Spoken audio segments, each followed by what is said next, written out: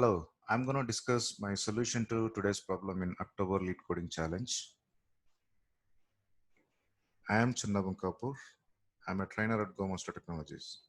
And this video is being made for the YouTube channel of Go Master Technologies. Please do subscribe to it. And today's problem is remove covered intervals. So we have a bunch of intervals, and interval is always represented by say A and B, where A is the starting time and B is the ending time. And we say suppose if AB is covered in C and D, it should be C should be before A and D should be after B in general.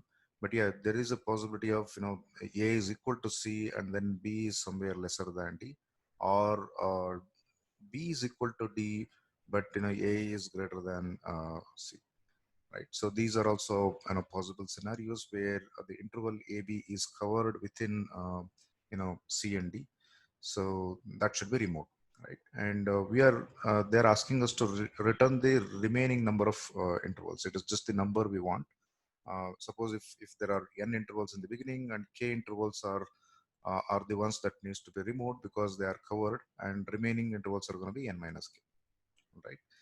So this is what we have, and just to understand maybe a couple of examples we can go through. So in this one, there is an interval from 1 to 4, and then there is an interval from 3 to 6, 3 to maybe 6 here, and another one from 2 to 8. So 2 to this is 3, this is 2, 2 to 8, 8 is somewhere far away. So in this case, 1 to 4 is not covered in anything, and it is not covering any other intervals, but 3 to 6 is covered within 2 to 8. So that's why the remaining answer is 2, right? So 3 to 6 is essentially going to be removed, right? How do we solve such a problem? Let's see. We have more examples, but yeah, let me see the constraints. So at least one thing is they say all intervals are unique. That means I'm not going to have A, B, and C, D both where A and C are same and then B and D are same. That's not there. So that case is something we can avoid. There are 1,000 intervals given at the max, and the interval timings could be up to 10 power 5, starting from 0. Okay, so how do we solve this one? Anyway, I'm not going to get into how did I think and how did I come up with the solution, but let me directly jump to the solution I have thought of. Maybe I'll go with the example I have come up with. So I have an elaborate example which covers many cases. So let me just write it down. So we have intervals here. They are not sorted in any particular order, but in my solution, I need them to be sorted in based on the starting time here and based on the ending time of the interval. So these are the two ways of sorting it, and I'm going to sort both of them. So that needs both of them are needed in my solution. So let me use the starting time sorted by starting time, so that is easier for me to list in the timeline. So the first one is from 1 to 7. So we have 1 here, and then it goes all the way up to 7. 1, 7. So maybe I should write these timelines 3, 4, 5, 6, 7, and 8, 9, 10, 11. I think 11 is good enough for us. Okay, 1 to 7 is the first interval, and then second one is going to be 1 to 6. So there is an overlapping at the start time, but the end time is within within 7. So this is obviously going to be removed. And the next one is going to be 2 to 9. So 2 to 9 is going to be, maybe I'll just write it down here, 2 to 9.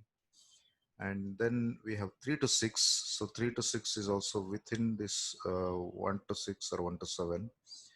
And then 4 to 5, that is again within all of these three. And then we have 8 to 10. 8 to 10 goes this way, and then 9 to 11. So these 8 to 10 and 9 to 11 are overlapping, but they are, none of them is inside the other, right? So both of them are going to remain. So this is how it looks like. And my solution works this way. So I basically look at the first interval in sorted by starting time, right? So I see that I can, I'm going to count all those intervals that are covered within this. so that I can figure out how to remove them. So if, because this is the first interval, none of the other intervals start before this, right? So we, if I look at just the ending time, so we are going to have these four intervals. All of them are in the beginning of the other list, where which is sorted by ending time. So all of these have ending time lesser than or equal to the ending time of the current interval.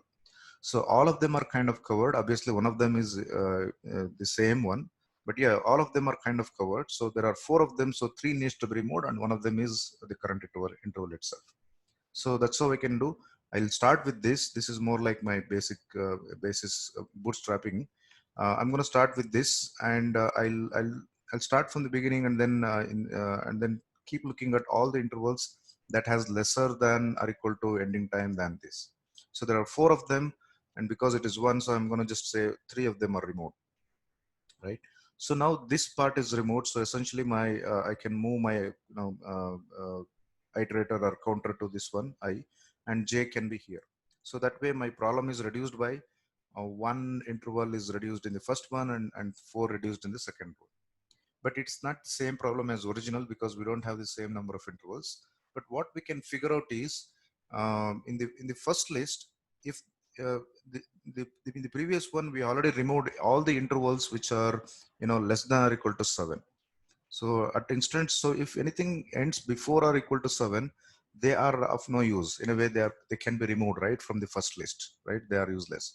So I'm going to skip them whenever I see. So 1 to 6 is there, that is already less than or equal to 7. I'm going to skip. I don't even consider for removing anything. So now I is pointing to this 2 to 9. So 2 to 9 is after 7. So that is something I need to cover. So now look at 2 to 9, the ending time is 9. I look at all the ones which has the same ending time, are actually lesser than or equal to 9. There are actually two of them. So because there are two of them, one of them needs to be removed. So that is the one here, right? So now the last ending time is, instead of 7, it is 9. So I'm going to skip all the intervals which have lesser than or equal to 9 as the ending time. So that is 3 to 6. I'm going to skip it because 6 is lesser than or equal to 9. 4 to 5, we have already removed it, skip it. 8 to 10, on the other hand, it's not it because 10 is greater than 9. So I'm going to consider that. So look at 10 as the time and then see how many of them are lesser than or equal to 10. There is one here. So that is the only one which is the same. So I don't remove anything. So that is 0 here. Then my last time, ending time is going to be 10. I look at 9. Then the next one which has ending time as 9. So that can be skipped. Then I'll go to 11. The next one which has ending time is 11. And again, I see that there is only one here. So that means 0 needs to be added. So that means essentially I remove 4. And I had 8 in the earlier. So my answer has to be 8 minus 4 is equal to 4. Right. So that is the expected answer. And that's the answer I got. Right. So I'm going to use this method, which is, I think, relatively simple. We need to sort, we need to have two copies of interval. One is sorted in based on the starting time. Another one is sorted based on the ending time, right? So let's use that idea. Anyway, I'm not going to code from scratch. I'll just show how did I do it.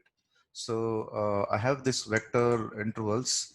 So I just make a copy of that. So these line numbers 17 and 18 are essentially copies of this one. Maybe let me zoom it a little bit. Okay. So the line number 17 and 18 are going to copy the intervals to intervals 2. That is another vector. And I'm going to sort the first one, which is intervals, by start time. So I have a comparator here. So this comparer essentially compares, makes us sort the intervals from by the starting time. Similarly, I'm going to sort the second interval by ending time. So this is the comparer I have, right? So now I have these two things. Just to make sure, at least just to explain, I just printed both of them, sorted in ascending order, sorted by starting time and ending time. So that's what actually you see here, your std out. So when I'm really submitting it, I don't need that, so I'm going to comment these out. So now next method is much simpler to me in a way. I start with the result. The result I want to output or return is going to be the size of the intervals to start with. Every time I figure out some intervals needs to be removed, I'm going to deduct from it, right? Instead of finding the number of intervals that needs to be removed and finally negating, I'm going to use this number and then keep reducing it, keep decrementing it. And also we need to keep track of that, last ending time. So which is 0 to start with. And J is the index for the intervals too, right? Otherwise, I'm going to go linearly for in the first intervals, which are sorted by starting time, right? So this is that method I told you earlier. If, uh, if the ending time of the interval we are considering current interval is less than or equal to last end, that is already kind of considered earlier, so we can just skip it. So I'm just skipping that. Otherwise, I look for all the intervals. So look at this condition. All the intervals whose ending time is lesser than or equal to ending time of the current interval, right? So in that case, they are the ones that needs to be removed. So I'm going to keep removing them. That means I'm just keeping the count here. So reducing or decrementing result, which is going to do that. And obviously I keep incrementing J, and I also make sure that J doesn't cross the boundary. So this condition is just to make sure of that. So when I come out of that, obviously I decremented the count for all the intervals that have ending time lesser than or equal to the current one. But that also includes the current interval also. That's why I'm going to increment it once, right? Just to compensate that. All right. So that should, so the resulting value, whatever we get, is going to be reduced by the intervals that the current interval covered, right? And so now I'm going to remember the end of last interval as the end of current interval, so that all of those can be skipped in this line number 31, right? So that should work, and then it's going to give me the result. All right.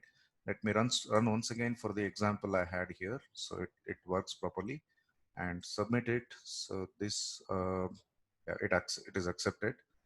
Let's look at how efficient this code is. It took like 336 milliseconds. Probably this is not the fastest, and it's not listed here. I'm not sure whether there are enough number of test case or submissions to compare. But yeah, I kind of know that this is not the most efficient solution in terms of time. But yeah, nevertheless, let's look at how much time it takes, right? Let's see. Okay, let it load. Yeah. So let's see how much time it takes. We suppose there are n intervals to start with, right? And there is a copy here, obviously. So this is going to take a big of n time. And there is a sort and another sort. Both of them are sorting this similar sized array. So essentially big of n log n, right? And after that, there is a for loop here, which runs for n times. And there is a while loop inside. So looks like this is expensive, but see what happens there. This for loop always increments this interval by one from the set of intervals here, but there is set of intervals too in and we are keeping track of that by incrementing J, right? And J will never cross that size, and J always increases by one inside this while loop, right? That means maybe for one time this while loop can run longer for many iterations, but overall for all the iterations put together, the number of times this while loop runs is not more than n, right? Because it is bounded by this one.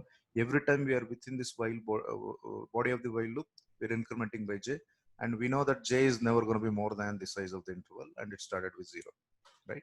So that's why this overall thing is still big of n. It is linear time.